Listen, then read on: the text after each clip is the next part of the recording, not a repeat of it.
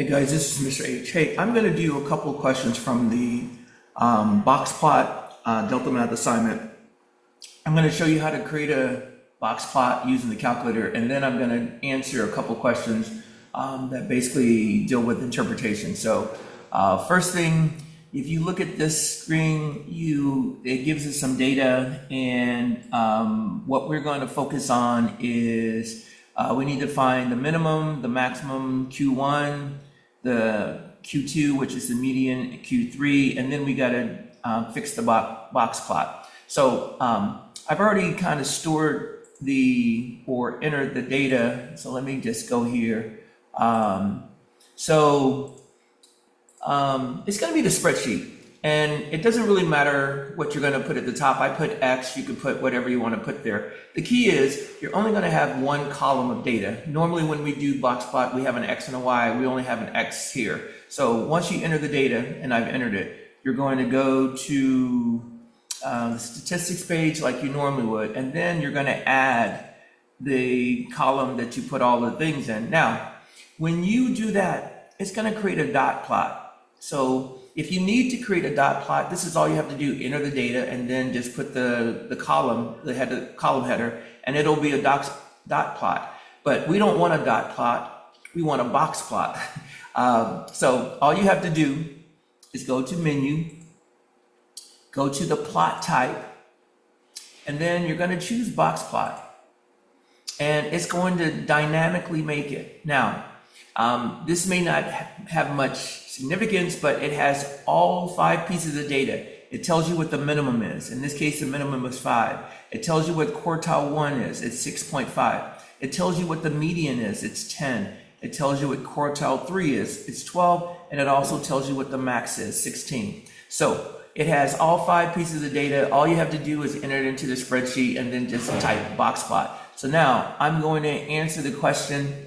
So I'm going to come here. The minimum was 5.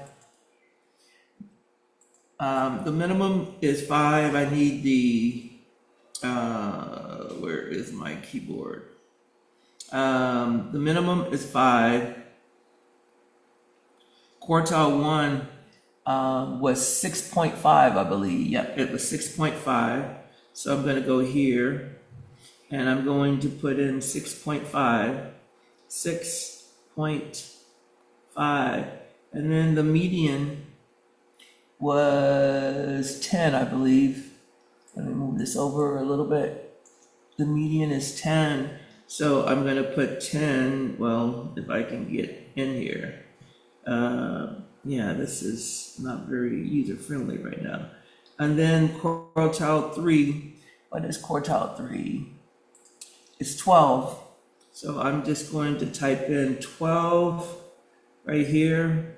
Come on. My iPad is being finicky. 12.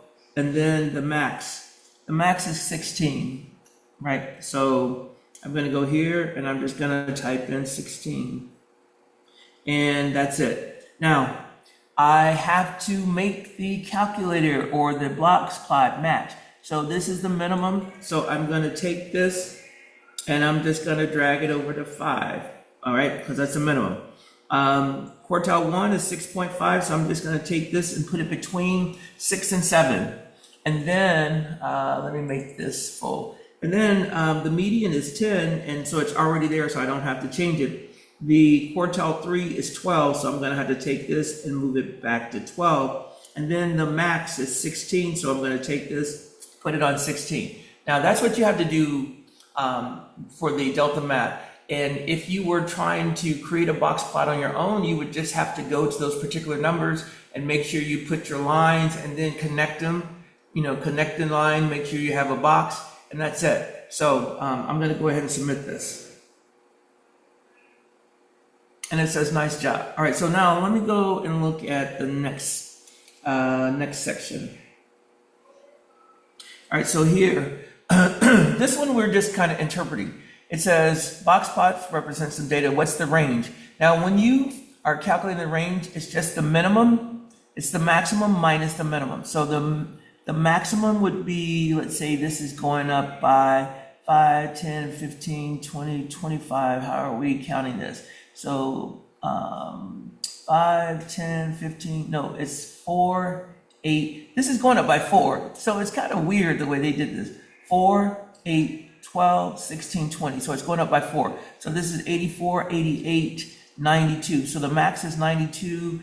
And this is going to be, 4, 8, 12. So 92 minus 12.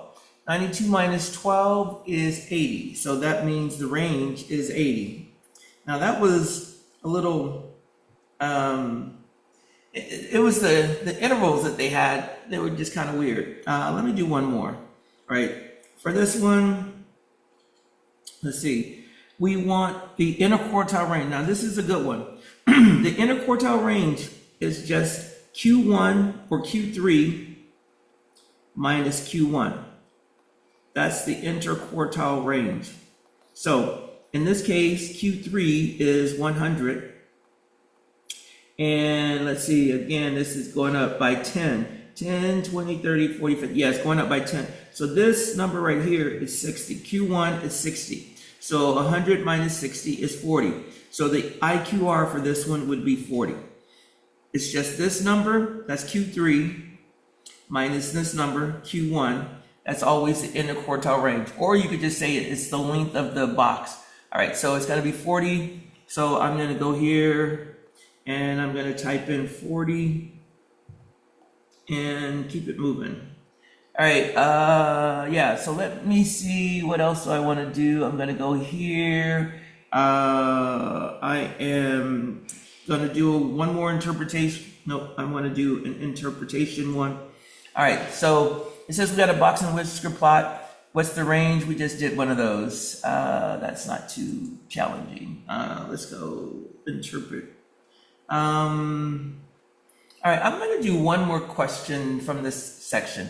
Now, they've given us a dot plot, and you got to be able to figure this out. So basically, it says each one of these dots represents a student, and this is the amount of time that they spend every night brushing their teeth. All right, so the lowest is 2.5. We have one student who spends 2.5 minutes. And over here, we have 3 students who take 4.5 minutes to brush their teeth. So the range is just going to be the max minus the minimum. So this is going to be 4.5 minus 2.5. So the range would be 2 minutes. So I would put that in and submit it. All right, let me see. That was actually a good question. I want to do one more. All right, here's another dot plot. And they want us to how many students in the class. Now this one is actually a pretty easy question. Each dot represents a student. So this is 1, 2, 3, 4, 5, 6, 7, 8, 9, 10, 11, 12, 13, 14, 15, 16, 17, 18, 19, 20, 21, 22. So there are 21 students in the class, in the 8th grade class. So we would put in 22. And then we'd submit it. All right, that's it. So I showed you how to create a box plot. I showed you how to interpret the box plot. One of the key things is the IQR, interquartile range, which is Q3, whatever the number for Q3 is minus the number for Q1. All right, that's the IQR. I'm going to stop and post. If you need any help or have any questions, just let me know. I'm going to stop and post this.